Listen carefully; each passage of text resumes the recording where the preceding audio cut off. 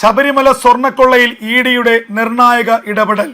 ശബരിമലയിലെ സ്വർണ്ണക്കൊള്ളയെക്കുറിച്ച് സമാന്തര അന്വേഷണത്തിന് ഇഡി നീങ്ങുന്നതായുള്ള വിവരങ്ങൾ പുറത്തു വരികയാണ്.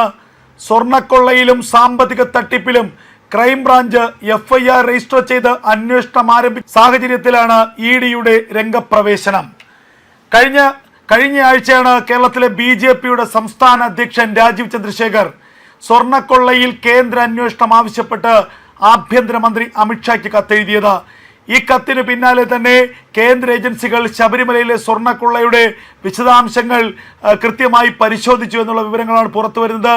ഇതിന് പിന്നാലെ സാമ്പത്തിക ക്രമക്കേടിന് രണ്ട് കേസുകൾ ക്രൈംബ്രാഞ്ച് രജിസ്റ്റർ ചെയ്ത സാഹചര്യത്തിലാണ് ഇഡിയുടെ അന്വേഷണത്തിന് വഴി തെളിഞ്ഞിരിക്കുന്നത്. ഇഡിയുടെ അന്വേഷണം കേരളത്തിലേക്ക് ഒരിക്കൽ കൂടി എത്തുന്നു എന്നുള്ള ഏറ്റവും സുപ്രധാനമായ വാർത്തയാണ് പുറത്തു വരുന്നത്. ഇഡിക്ക് പുറമെ ആദായ നികുതി വകുപ്പ് കൂടി സ്വർണ്ണക്കൊള്ളയുടെ വിശദാംശങ്ങൾ പരിശോധിക്കുന്നു എന്ന വാർത്തകളും പുറത്തു വരുന്നു. ഇഡിയുടെ വരവ് സംസ്ഥാന സർക്കാരിനെ സംബന്ധിച്ച് വലിയ തിരിച്ചടിയാണ്.